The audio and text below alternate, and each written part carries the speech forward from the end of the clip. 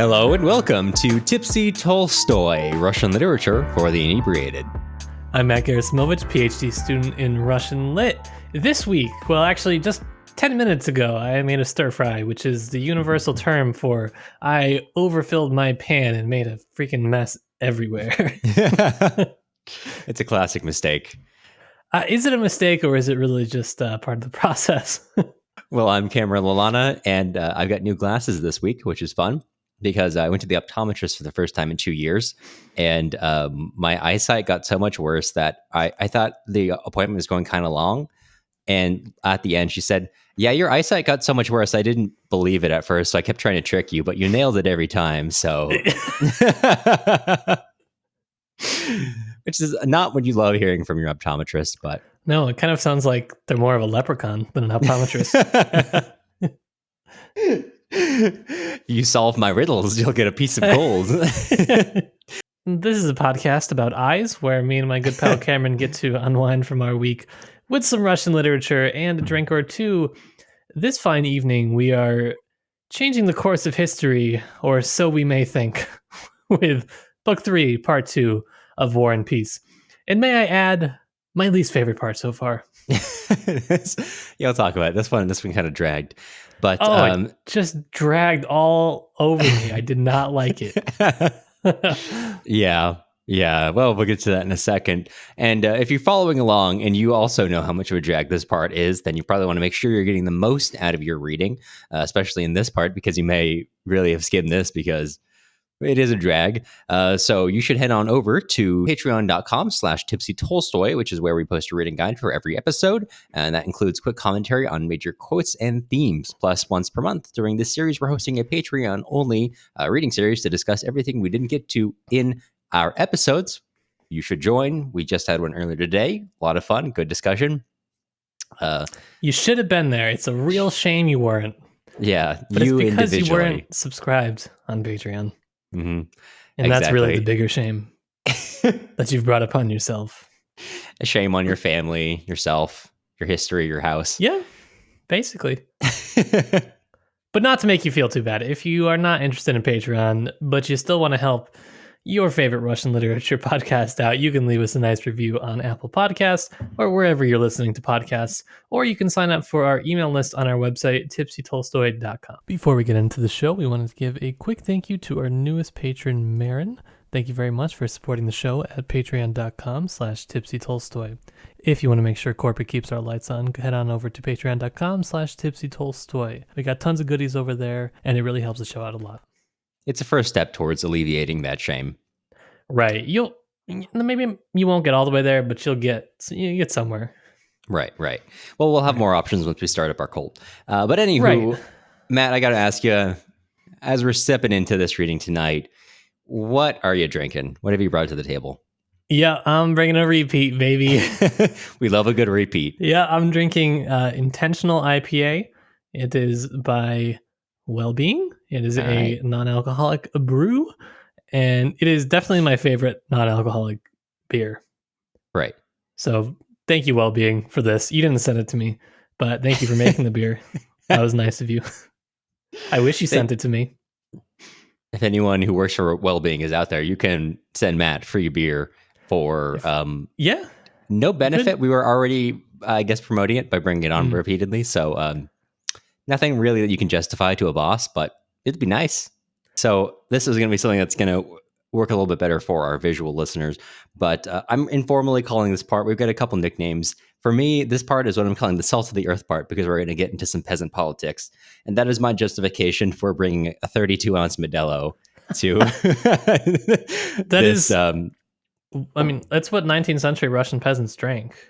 That's the goal. So I have 32 ounces of a peasant drink in my tall beer glass, which I got when I used to work at a bus station. I don't know why they were giving out beer glasses as a little gift for working at the bus station. Seems like they'd be incompatible, but c'est la vie, here we are. Well, that way you can drink it while you're on the bus. That's right, when you're driving. Right? Yeah. Or driving, yeah. And speaking of riding the bus, just trying to get there, just going on a journey, let's talk about Book 3, Part 2. And you might be wondering, why are Cameron and Matt ragging on this one so much? Can it really be that boring? And to answer it, no, it's not boring. In fact, it's a very important part. However, there's just something about this particular part. I think it's probably because Tolstoy is, as we've mentioned before, not a super subtle writer. Although I think as he develops themes more, he gets more and more subtle with them, like the transition from Anatoly and Helena to Stiva. It becomes more subtle over time. However, not subtle in this part. It is an entire part, not to dissuade you from listening, an entire part of hammering home a lot of the points we were talking about before. It's just too much Tolstoy. Hate to say it. Yeah. Too much Tolstoy, not enough tipsy.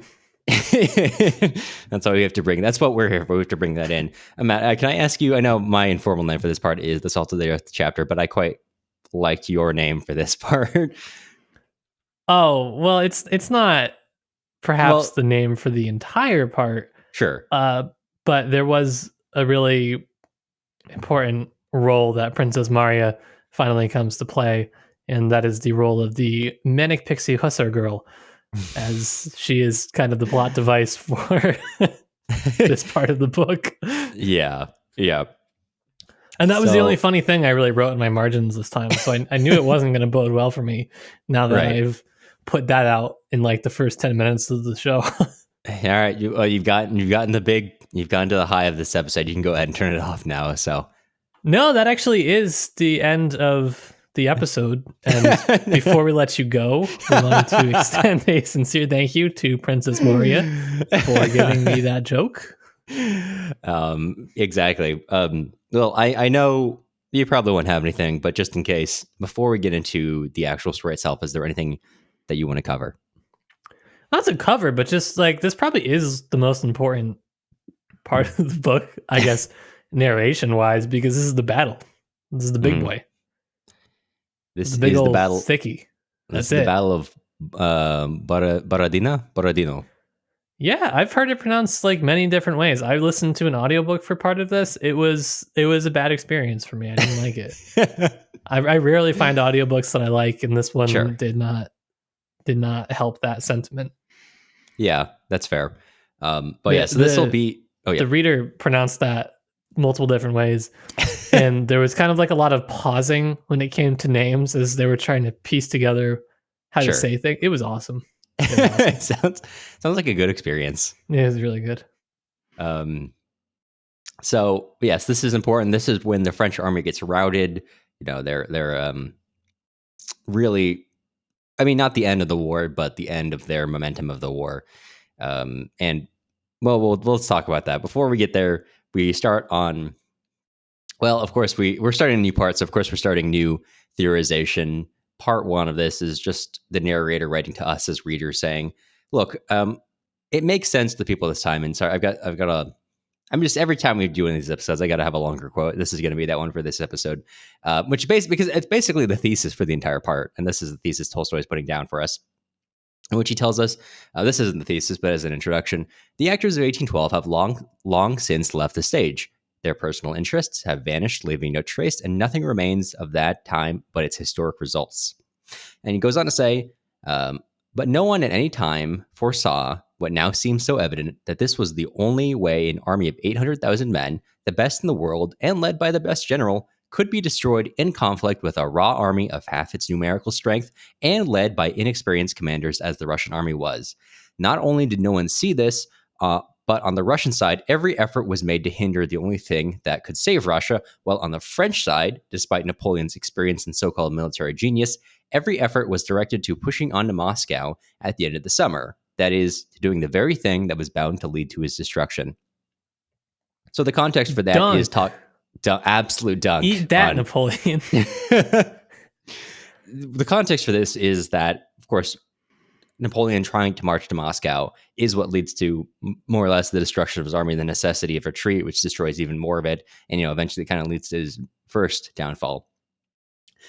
And Tolstoy says historians like to point out, ascribe or attribute intentionality to this outcome, either Napoleon really intending to go to having that intention to go to Moscow. He did to some degree, but more importantly, the intention, the idea that this was an intentional outcome. The Russian army wanted to pull Napoleon in. They knew that by going to Moscow, he'd be overextending his lines and thereby ensure his own destruction. And when really, as the narrator points out, the historical record shows it was completely an accident. The Russian army did not want Napoleon to get that close to Moscow, of course, or get to Moscow, which leads to its burning. And it's really just a series of historical accidents. The Russian army won, as Tolstoy asserts, despite itself. It wasn't carrying out a grand plan. It was just bumbling its way through and happened to win. Kutuzov is kind of masterful in this part, the way he sleeps and then retreats. And nobody really wants to surrender because that wouldn't be good. So we'll just keep retreating further and further until something happens. And until you win. Until everyone's so just exhausted and starved and frozen that eventually you can kind of maybe win. Yeah, which is, as Tolstoy says, this is the idea of historians. This is really the narrator's anti-historian part. Formerly was the anti-doctor part. Now we're at the anti-historian part. So basically the thesis is, again, as we've heard, it's not an individual which turns the hands of the world historical clock. Rather, it is the many hundreds of thousands of people involved in it. And in this case, what's really going to be hammered home into our heads is that the outcomes here were not planned. It was not because of any genius. It was just what happened. And no one really could have predicted that. And no one could have controlled that. And the people and if you study history, it must suck to be you. He keeps dunking on. Well, we'll come back to more dunks on historians. But so we start out. And you personally for studying history, you fool. Any one of you individually, personally studying history? Yes. Useless profession. Shame. Yeah. Study something useful like literature. We all know that saying, those who don't study history are bound to avoid its mistakes. Right. Yeah. Something like that.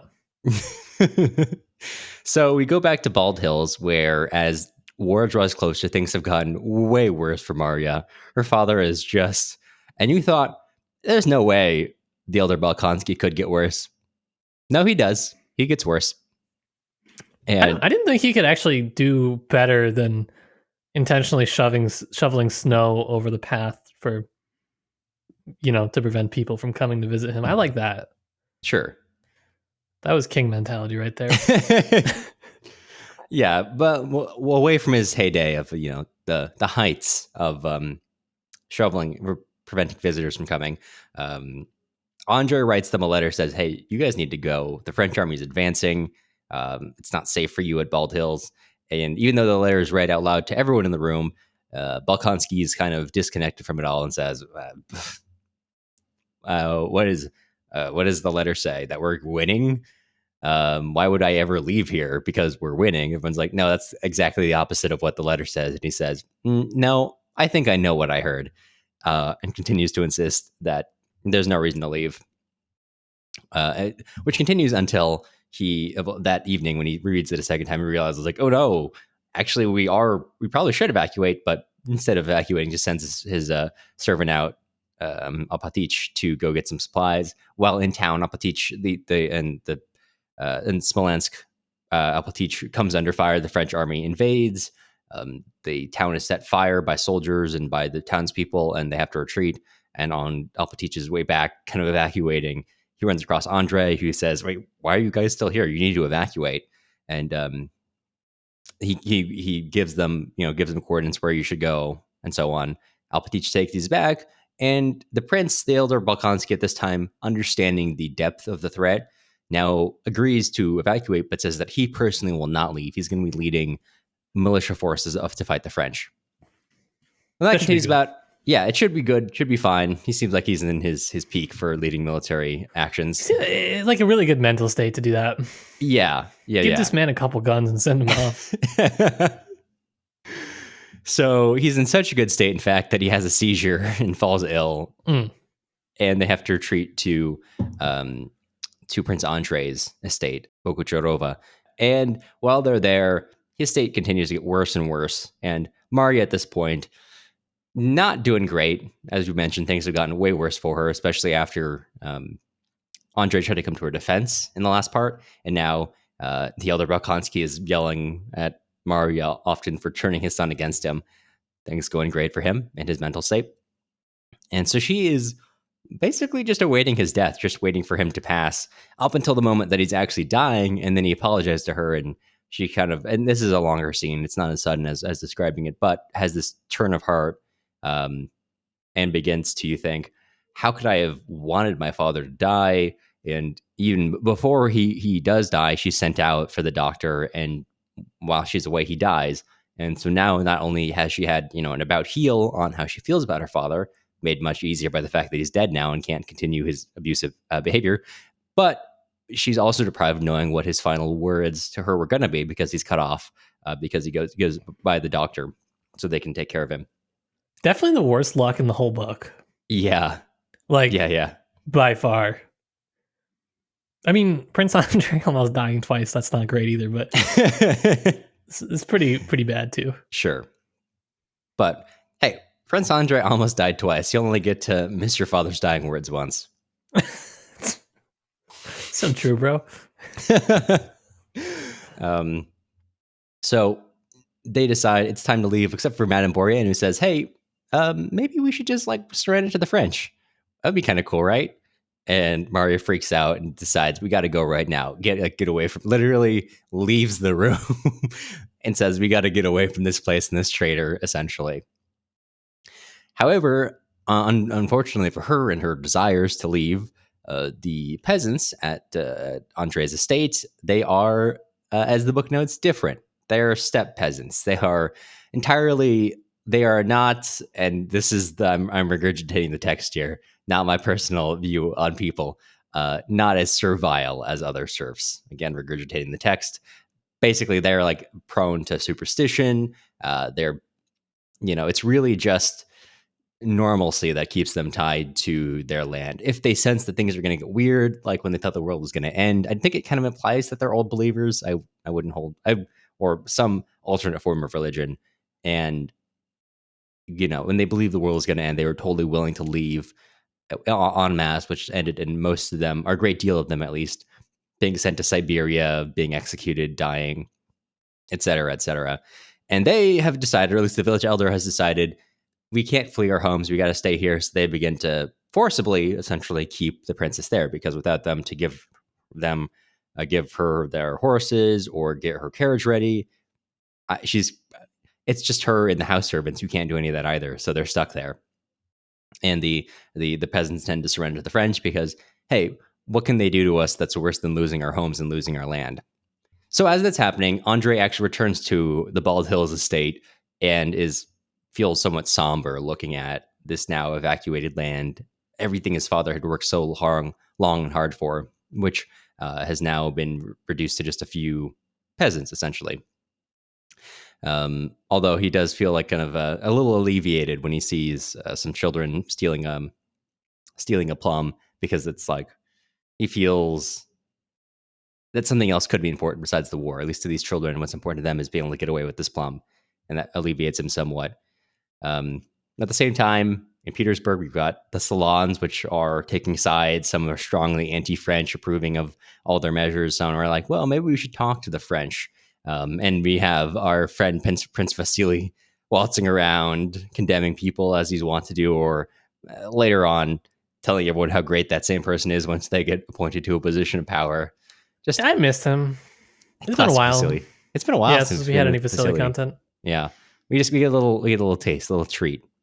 Yeah, Pop-Up is a little treat. Nothing wrong with that.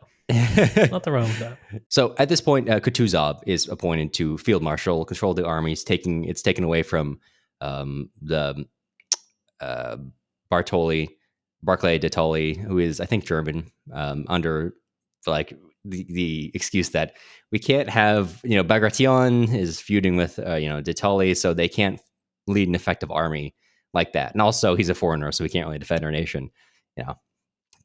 Sure. And so Kutuzov is put into a position of power, which just becomes important later on. And then for a little bit, we we take a moment to dunk on Napoleon, which is that Napoleon is out in the field. his men say, "Oh, we captured a Cossack. You should speak to him." And he goes to speak to the Cossack and begins to, using all this information, decides, "Okay, this is my plan of attack from here." Unbeknownst to him, the man they've captured is not only not a Cossack, he's not even a soldier. He's just like a serf. In fact, the serf of, I think, I forget who, but someone we know, and is just saying, Nicholas. Okay, yeah. Nikolai, he's just saying things that he thinks people will want to hear because that's what he's used to doing. Whoever his superiors are, he just says what makes them happy. And so Napoleon is patting himself on the back for being such a masterful interrogator, while this hapless serf is just lying out of habit to him. And then Napoleon sends him off grandly, thinking of how majestic he is, while the serf is just wandering off and like, that was weird. All right, well, back to finish my errand. Anywho. And also as a good here's the narrator's anti-chess player content for the day. A good chess player, having lost a game, is sincerely convinced that his loss resulted from a mistake he made and looks for that mistake in the opening, but forgets that at each stage of the game there were similar mistakes and none of his moves were perfect. He only notices the mistake to which he pays attention because his opponent took advantage of it. How much more complex than this is the game of war, which occurs under certain limits of time, and where it is not one will that manipulates lifeless objects, but everything results from innumerable conflicts of various wills. I think you get Tolstoy's point. He makes it a billion times. I mean, yep. First he told me I couldn't study history, and now I can't play chess. You can't I can't go to even doctors. Watch the Queen's Gambit. Like, that's unbelievable. I think Tolstoy would have gone hog. Do you think Tolstoy would have liked Jehovah's Witnesses? I think Tolstoy, like, if he was alive today, probably would have been canceled before he was able to put an opinion out on anything. That's fair. Yeah, that's fair. And not in like cancel culture comes for everyone, in like a really rightful way. Like people. Sure. Yeah, well, what are you gonna do? That's fair, right? That's fair. Before he could comment on the all important issues of his time, like what does he think of Jehovah's Witnesses? Right. And on their agreements of anti-doctor content. Yeah, well, actually, maybe he wouldn't have been canceled. Maybe he would have been selling like supplements, and like as like part of an MLM. I kind of imagine Tolstoy. Have you ever been to like a fair? And there's always like one guy's like handing out books that are like about some person you've never heard of who's like a religious leader. Yes. Yeah, I think that he'd be the guy handing those books out. Except they would be his books. Well, right, it would be his own books, which would be actually... It might even be about himself, possibly. That would be kind of awesome, though. Do you want to do that? Well, no, because I don't have any religious writings, but like if I was Tolstoy, that would be pretty cool. Sure. I mean, not really, I guess. Yeah. Well, it's getting less cool as I think about it. I love this whole arc from talking yourself into it to talking yourself out of it in about 15 seconds. Yeah, I kind of think of the practicality of actually meeting Tolstoy, and I don't think I would want it. That's valid. That's fair. Tolstoy is like absolutely the number one example of why you should never meet your heroes, in a sense. He's not really my hero either, so yeah, well, I don't have a lot of reason to want to meet him, I guess. Sure. Anyone you like their work, I think he's the peak example of why you maybe shouldn't meet them. How about don't meet anyone? Don't ever go outside. Don't go outside. Listen to Tipsy Tolstoy podcast.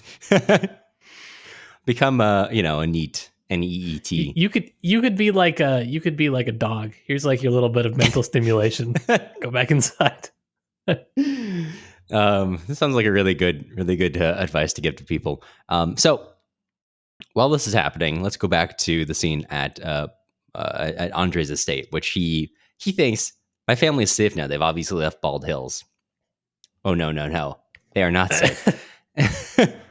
They are currently, Marya is basically being held captive in a sense by the peasants. And Nikolai, who is, because the Russian army and the French army are both in the vicinity, is just scouting for grain, comes across the estate Bogucharova, and goes inside and like, oh, let me meet with the mistress of the house. And Marya and walks in and he sees her and she explains her situation to him. So he says, look, I'll help you. If I have to personally, I will get you out of here. And in classic Nikolai sense, when he says he's going to help, what does he mean? he means he's going to go beat up a peasant, which seems to be his main way of solving problems. So he goes to talk to these steppe serfs, and what we find is serfs. STEPPE, but yeah. What are you doing, step serf? So what we find, and this is to me the most interesting part of this book, there's like an internecine conflict between the serfs. The existing village elder has been outed by a new elder because the current village elder has kind of gotten cold feet about things. And power struggle going on. Nikolai solves it by putting the two erstwhile elders in by binding them and making them fall along the horse and beating them until they repent. Essentially, well, actually, he brings them back, and Marya makes him let them go, and it works, which is astounding. So, right, he kind of. It's interesting though because he is making fun of this group of people that have sort of happening at the time, but also then happening later. This return to the peasant, like idealizing the peasant commune, and it's just. He's breaking down his own ideal, which he also is kind of interested in throughout his own life. Right. But, is it really any better than the aristocrats? Is it any better at governing, or is it really equal? No. Does it mean you have to bind them and beat them? Also, no, but hey. In classic Tolstoyan fashion, we've got these parallels between the aristocratic society, which are holding back the war effort by endless conflict between themselves, and the peasant decision-making, which is held back by endless conflict between themselves. Yeah, it's great. It's a really good functioning society. It's really no wonder that they won the war. I think that must be how Tolstoy arrived at his conclusion as he lived in Russian society long enough. He was like, there is actually no single reason I can think of as to why we won the war. And I kind of like, as they're like parading the icon about, the Smolensk wonderworking icon. Right. And I feel like the point of Tolstoy is supposed to be that religion is ridiculous. But the more I read War and Peace, the more I'm like, maybe it worked. I don't know. It certainly didn't hurt them because nothing else helped them. Yeah. Like, at this point, you have to argue in favor of religion because there's no way other than divine providence that led to them winning. Right, exactly. That's how I feel on my read through this time. I'm like, actually, it must be. I don't know. Right. And speaking of divine providence preventing things, this is the only time we talk about Princess Marya's looks, and the narrator, not Tolstoy. Technically, the narrator does not write 2 pages about how ugly she is. Well, it's because he's filtering through Nikolai, who is so absolutely rock hard at the idea of saving this aristocratic girl. That's just, it's just like this, damsel in distress trope, and he is lapping it up. Yeah, I mean, he's trying to be respectful, but I feel like you can tell he's lapping it up.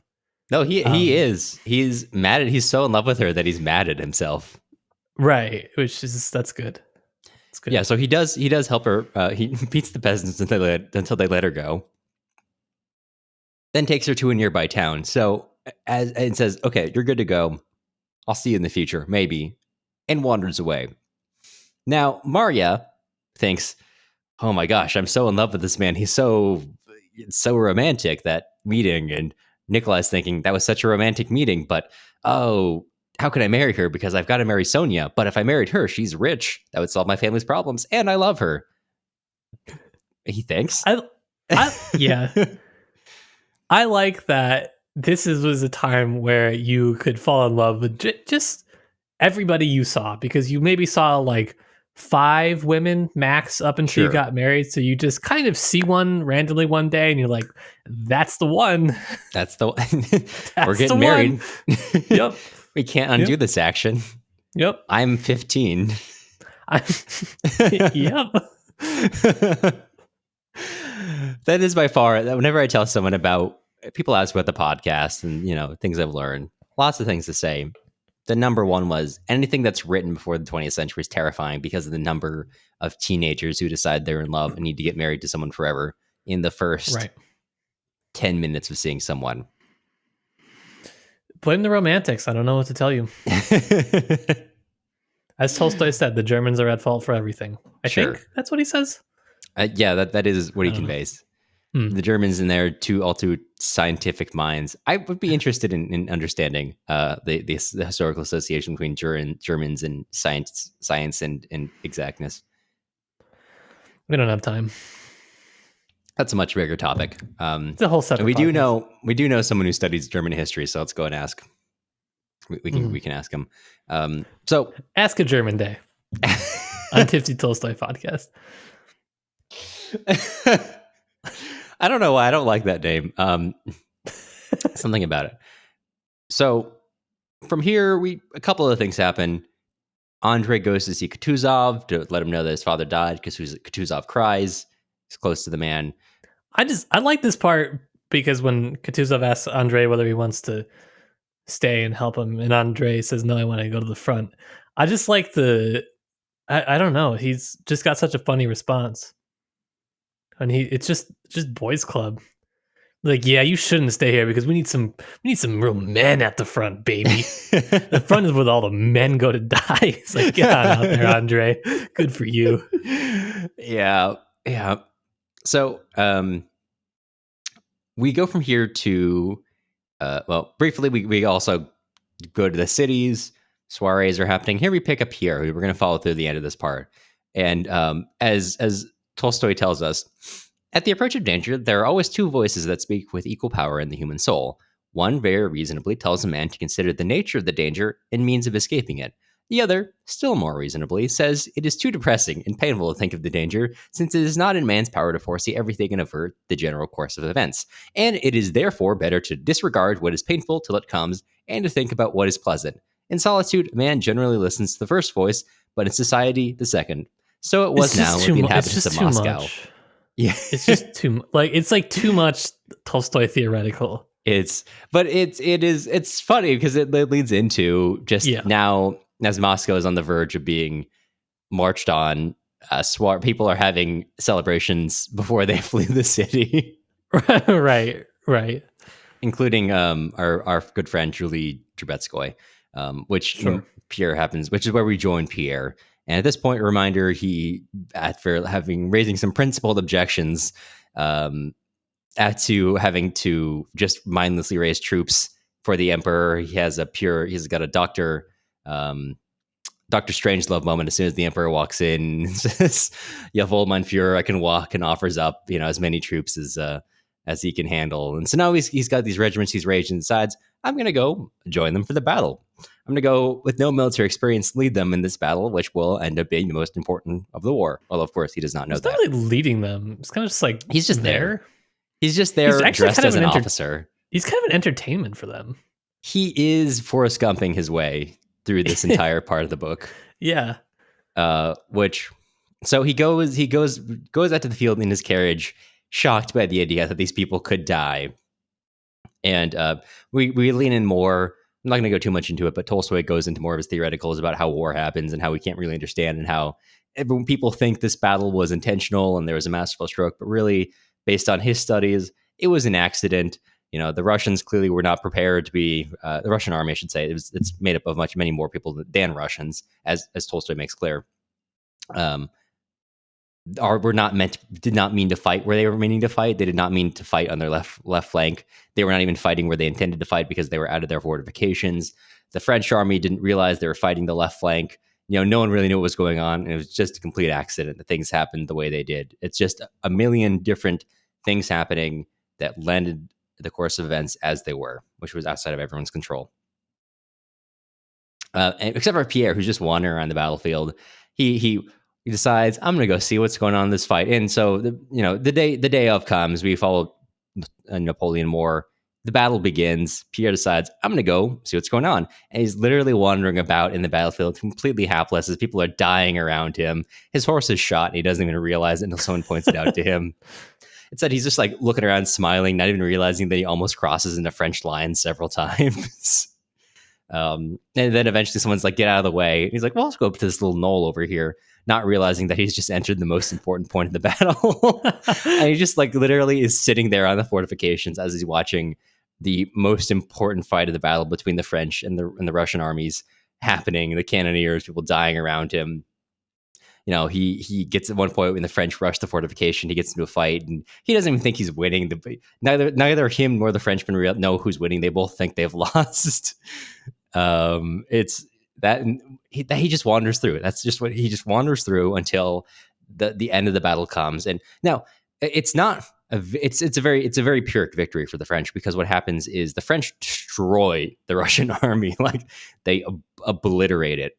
But as Tolstoy mentions, it's really the morale that breaks there, because even though the Russian army loses, like, I think it's some number of tens of thousands of men, the belief in kind of invincibility is broken, which has cascading effects later on.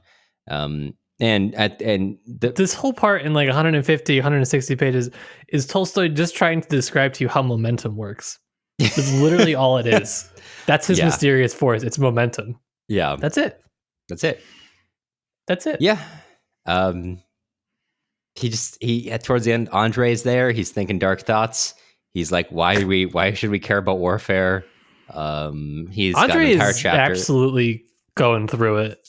Andre is, in his soul, he is living through a Vietnam, he is a soldier in the American military who was drafted into Vietnam and has come home and is now an anti-war protester. He's like 4th of Julying as the movie his way through events now.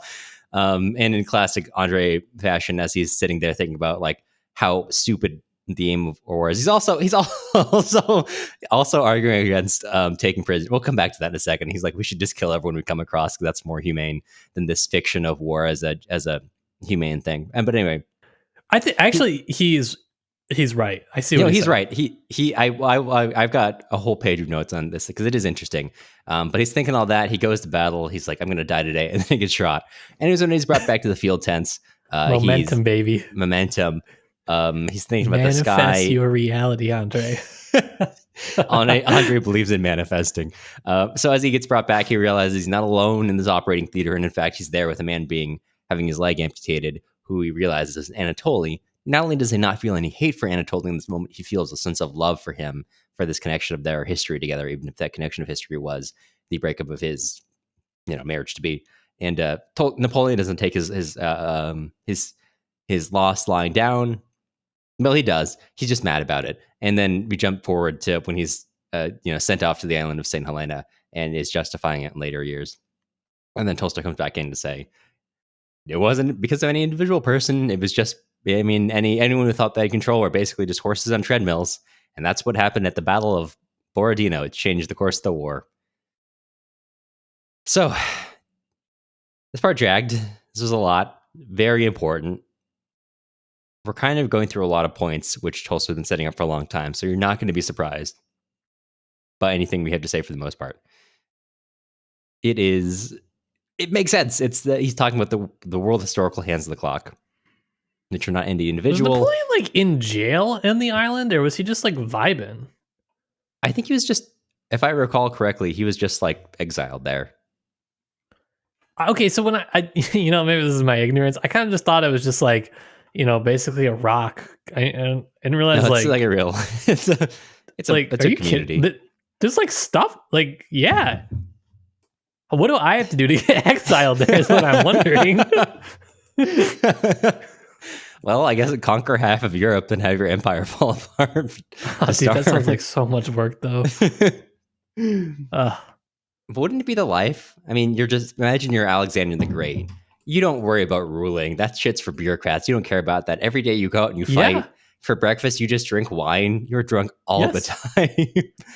If I lose, I get to go on an island vacation. Or get murdered horribly, one or the other. It's like, it's a real... Yeah. Right. It's real, like, random between either this monarch who lost just got sent to the island vacation, or this monarch who got lost died in the most horrifying way imaginable. Yeah, I don't know if I'd want to take that risk. High risk, high reward. Yeah. You could be Napoleon, or you could be that I forget the guy who pretended to be a descendant of the Rurik dynasty in the age of like in the 17th century, the age of pretenders before the Romanovs came to power in Russia. And when they found out, they killed this guy. They killed him, burned his body, maybe burned him alive. I don't remember what. Then took his ashes and fired it out of a cannon in the direction of Poland or wherever he was from. Okay, all I'm saying is that's actually kind of hardcore. At that point, just desecrating their body so complete. I'm not even sure that is literally desecration, but I don't even know that's kind of metal, right? Like you die in a foreign country and they're like, all right, we're going to fire you out of a cannon towards where your homeland is. Obviously, it's meant to be a sign of disrespect, but it's kind of cool. I guess there's a whole bunch. Okay, I'm seeing some meme culture around false Dimitri, so that's good. Yes, that's right. If you want to know more, like the false Dimitri is a whole series of pretenders to the throne. That's awesome. Anyways, I also like that they call it the Age of Troubles too. There's such good names there. The Age of Troubles and the like false Dimitris. Come on, those are good names. It's good. And then you get it's this is a side point. It's kind of funny, not funny. It's just interesting that in the entire history of like Imperial Russia, there are only two dynasties technically. It's just the Rurik dynasty and the Romanovs, which is, I guess a lot of European history is just the Habsburgs, but so little movement in terms of control. Yeah. Other than the false Dimitris. Pretty cool stuff. But you got anyway, your peasants, you got your grain. What more do you need? You beat Napoleon. That'll keep you fueled for a couple hundred years. There you go. So this part, first of all, big up, congratulations to Marya for once. I know that it's because the narrator is through Nikolai's point of view. So congratulations Singular. For not having Tolstoy go on his famous radio show Hottie or Naughty, and and I do like that I like the gossip about her though, where people are talking about how war is making everybody crazy, and someone remarks like, "Oh, I guess even Marya is getting married off." Yeah.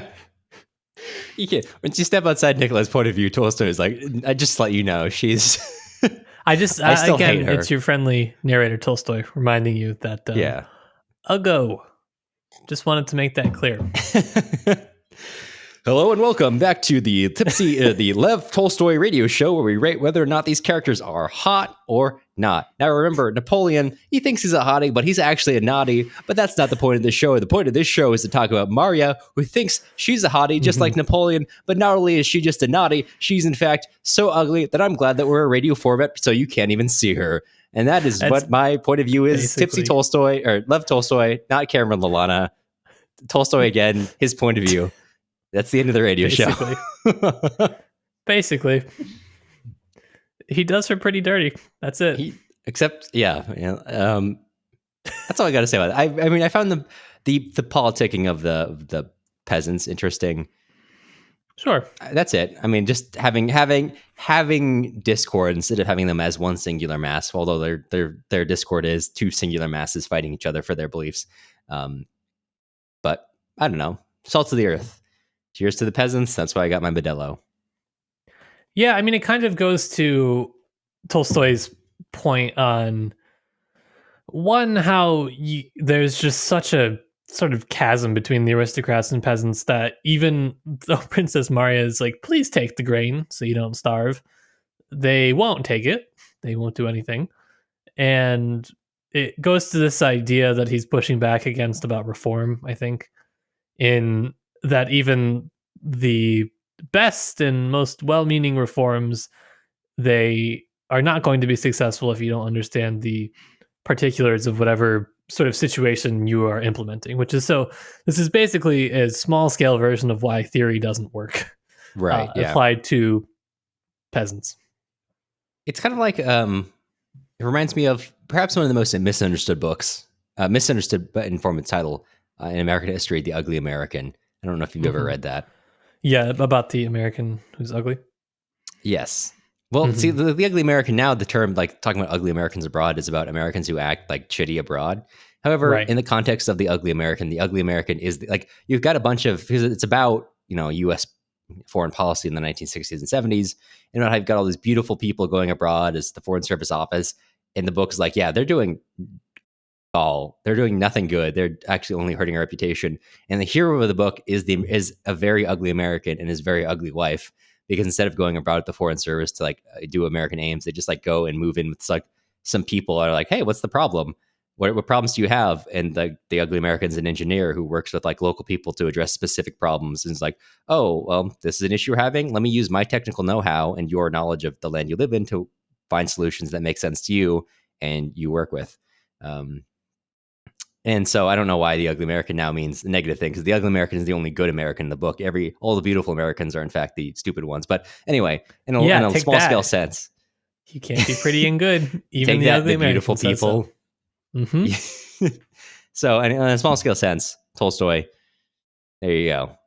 The ugly American is just like Konstantin Levin. Well, not really, but.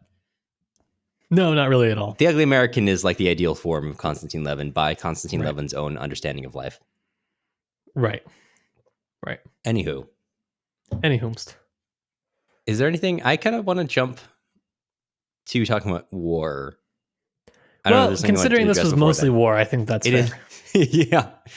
So for the most part, not too much to say broadly. I mean, it's exactly what we've been touching on.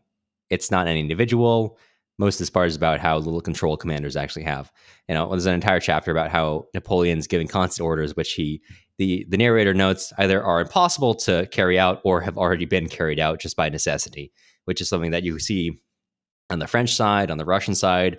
All kinds of commanders are just reacting to things around them, and everything in the war is actually happening despite what they say.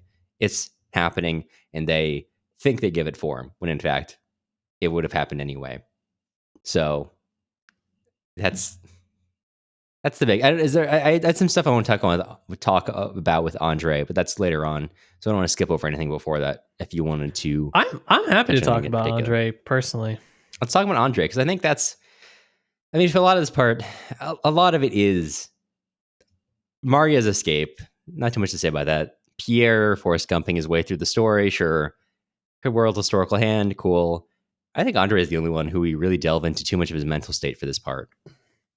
The problem with the women, as I'm reading this again, is I'm really actually having trouble discerning whether they can or cannot fit the Manic Pixie Dream Girl trope. Manic Pixie Hussar Girl. Right. My apologies. I think like they basically do. Right. Yeah, I mean, and so yeah, I can definitely see that as a legitimate criticism as I'm moving through. Sorry, not to take us away from Andre. I have the tab open on my screen and I'm just contemplating. No, I mean, it's just like most of the women in this part, I think, not that all women are portrayed negatively in War and Peace. They are not. However, they're really mostly used. It's a very instrumental. Like, women are very instrumental. They are really operatives of some point he's trying to make. Yeah, it has nothing to do with whether they're portrayed like good or bad at all. But anywho. Yeah, Marya is basically just there as a trope in this part. I mean, maybe there's some other better reading of this that I'm missing, but if you know of it, let us know, because that's. I was having a snooze fest. I was like, boo. Yeah.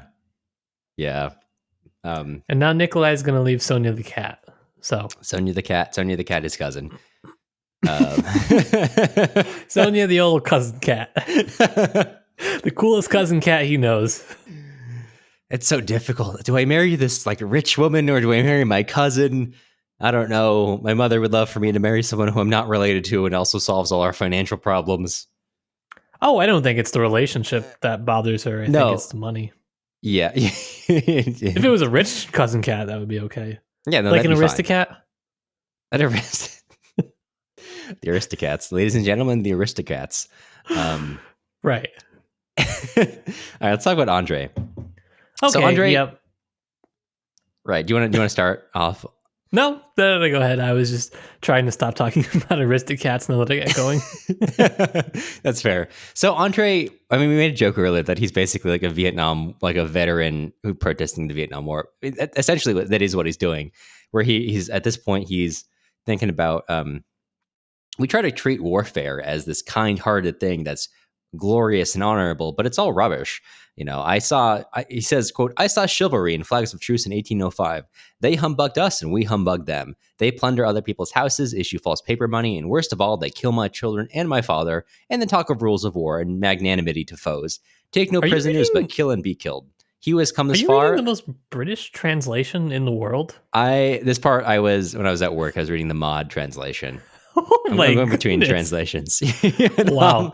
The humbug part. I can really hear it. I'm like, what? Did you get abducted? Are we in a Doctor Who episode?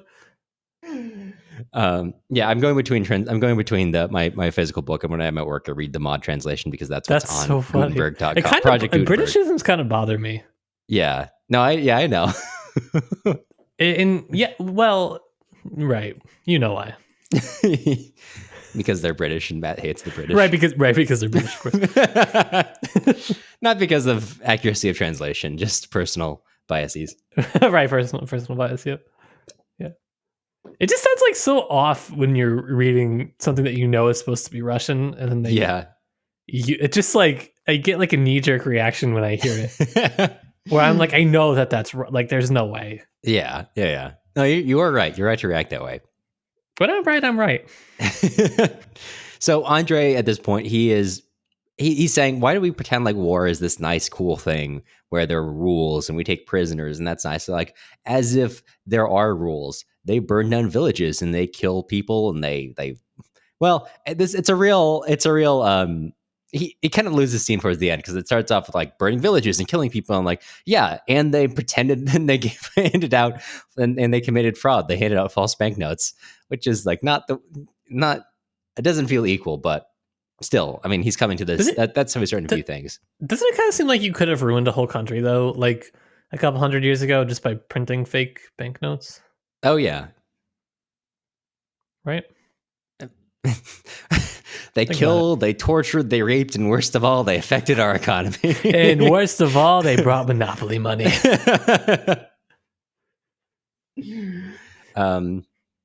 So yeah, I mean, he says like, the aim of war is murder. The methods of war are spying, treachery, and their encouragement, the ruin of a country's inhabitants, robbing them or stealing the provision of the army, and fraud and falsehood termed military craft. The habits of the military class are the absence of freedom, that is disciplines, idleness, ignorance, cruelty, debauchery, and drunkenness. And in spite of this, that is the highest class, respected by everyone. And the kings, except the Chinese, wear military uniforms, and he who kills the most people, he receives the highest rewards. I don't know why except the Chinese bit makes me I know, so funny. When I was reading that, I was like, wow, hey, going for historical accuracy, I guess, just based on the few nations that he knows. I'm sure there are others, but okay, whatever. Totally not the point. Yeah, but I mean, it's like, it's overall. I laughed at that because it just felt so. It felt like how we talk of like, yeah, and here's this thing. Well, now that I think about it, actually, well, here are some exceptions to that. Like European monarchies tend to wear military dress, but the Chinese monarchy actually doesn't wear military dress, but that's a different thing. Yeah, but we're podcasters. We're supposed to be useless. This is Tolstoy. Sure. Right. But I mean, that's still like, that is, I don't know, change some of the language and still something you'd probably hear today. Sure. I mean, so not the language, change some like the exact words, but the basic idea, which is why we say he's a Vietnam War protester, basically. He's just like, why are we pretending? Why are we pretending we have to be merciful? Because we're really not being. It's just a fiction we all wear, and it's infiltrated our society to that degree. Yeah, I mean, he's talking about how basically the performance of war and the sort of institution that arises around it, that if you undid it, there would be no war because people don't want to kill each other. Like, people kill each other only out of response to other sort of external stimuli. It's not really that they want to do this to each other. Like, right deep down, I think everybody understands that this is wrong. And so it's only these sort of things that are supporting the war that are, supporting it. It's not right. It's not that deep. It is sort of a simple point, but it is kind of true. It kind of points to his sort of nonviolent resistance that he starts to develop. Well, he's already developing, but he's sort of takes it up kind of later. And actually, I swear I just heard like Zizek make the same point like not that long ago. Not about war, but about bosses.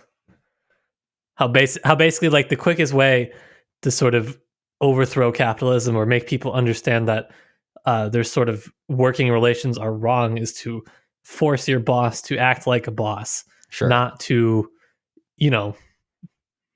be enamored with company happy hour and different perks, right? The sort of relations that have kind of developed now where you can be friends with your boss, which is kind of a weird thing. But kind of recognizing those relations for what they are is essentially what Tolstoy is saying, like with war, is to recognize it for what it really is as you peel back the layers that sort of surround it and uphold it, which I think is pretty provocative. It's a salient point. I think book overall, this part is, if you read All Quiet on the Western Front, you thought, I like this point, but I want to be lectured at way more. Yeah. It doesn't get better from here on out, though, is the problem. Yeah. I remember my first read through, I think it was about this part where I was like, whew, we are in for it, boys. You're too deep to stop. Yeah. But because you're like, oh, I'm like basically almost done. But what you don't realize is you still have basically 2 other novel length parts to go. Yeah. It is. I firmly believe that Tolstoy, the more he makes his points, the more he gets like good at making them subtly, which is why I think Anna Karenina is probably the. You think it gets more subtle as it goes on? Not in one book. I think as he comes back in different works to the same point, he makes them more subtle if he's already made them so overtly previously, which is why Anna Karenina is shorter and like conveys a lot of similar points, because he's conveying them in like literary senses rather than like in War and Peace, just sitting you down and be like, all right, so here's what I'm trying to say over 1,200 pages. Yeah, here's what I'm trying to say. I'm going to start each of my 4 books with me telling you what I'm trying to say. And then I'll illustrate those points a few times for you throughout each of the books. And then in each epilogue, I will remind you what I was trying to say. You get what I'm trying to say, right?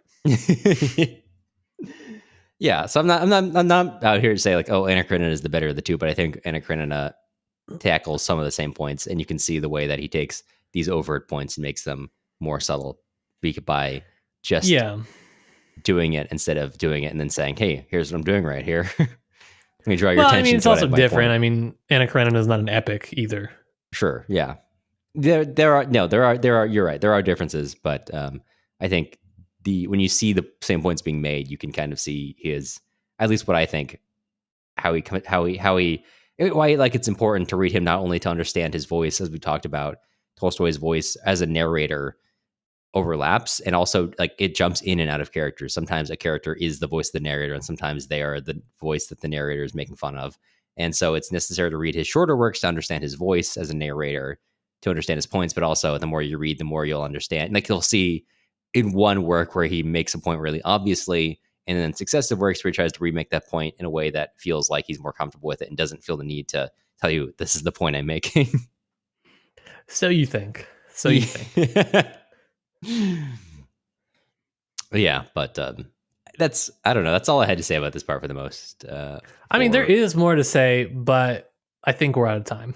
We are out of time. I think corporate's shutting down the lights. I can see. Yeah, actually, I can hear them like in the distance. The breakers being pulled. They heard my comment about bosses, and they're like, "Get out!" Yeah, the lawyers are on the phone. So at this point, Matt, I got to ask you. Yep. As we come to the end of this episode, what is your zinger of the week? My zinger of the week, I yet again forgot to pick. Sure. I'm not gonna find it. My zinger of the week, I think I'm gonna give to Napoleon talking about medicine. Sure. I think it's funny that Tolstoy really insists on putting this in everywhere he can. It's funny to me. Yeah. And I think most of his points are well taken, except the medicine one. Thanks, Tolstoy hates the military, doctors, historians, and chess players. We know that for sure. It's like, I think that, of course, modern medicine does leave a lot to be desired for many people. However, if you were to take your chances in Tolstoy time or now time, I would so rather take my chances in right now time. Are you sure you don't want to be prescribed a visit to the sea to treat your cancer? I do not want to have to watch these sort of military doctors operating. I don't want that. Yeah. That's fair. Anywho, before we kind of wrap it on up here, Cameron, I gotta ask, on a scale from 1 to Yeltsin, how drunk are you on your peasant beer? Now I'll balance it out because this is 32 ounces of beer. However, Modelo is not real beer; it's right, barely alcoholic. So I'm in a 3 or 4. Yeah, it's kind of like alcoholic water. It is just like one step up from real kvass, really, in terms of how alcoholic it is. And Matt, I know it's very obvious, but what are we reading next week? Next week, we are going to be finishing book 3 of War and Peace. So it's part 3. I think that's all there is in this book. And then we are out. We are done with the book, done with the Tipsy Tolstoy podcast. Then it's over forever. Oh, we still have book 4 in the epilogues? Okay. Damn it. Shit. That's all right. That's all right. Well, I think we'll make it through somehow. Hopefully. Now everyone's been set up. Now they get to, some of them take their falls. So I can only assume by some people feeling happy that they're soon going to have a fall. It's going to be great. We're winding up for it, baby. Before we let you go, we want to extend a sincere thank you to all of our current patrons. We've got Jeff, Madeline, Ann, Janice, Daniel, Darren, Daniel, Paige, Jesse, Lou, Irene, Brandon, Allison, Cole, Elise, Mysterious Donor Dude, Joanne, Yitza, Alex, Stephanie, Eli, Caitlin, Brett, Isaac, Austin, Zachary, Pack Rob, Maya, Amanda, Blake, Shannon, Elizabeth, James, Ben, Khalil, Natalie, John, Amanda, Yulia, Margarita Nikolaevna, Danielle, Banana Karenina, JG, and Marin. Podcasting isn't free and grad school doesn't pay very well, so if you're interested in joining with our current patrons to keep the show running, take a look at our Patreon at patreon.com/tipsytolstoy. The music used in this episode was Soviet March by Toasted Tomatoes. You can find more of their stuff on toastedtomatoes.bandcamp.com and also on YouTube under the same username. If you're looking for other places to find us, you can also follow us on Instagram at Tipsy Tolstoy Podcast or join our email list on our website, tipsytolstoy.com. You'll hear from us again soon.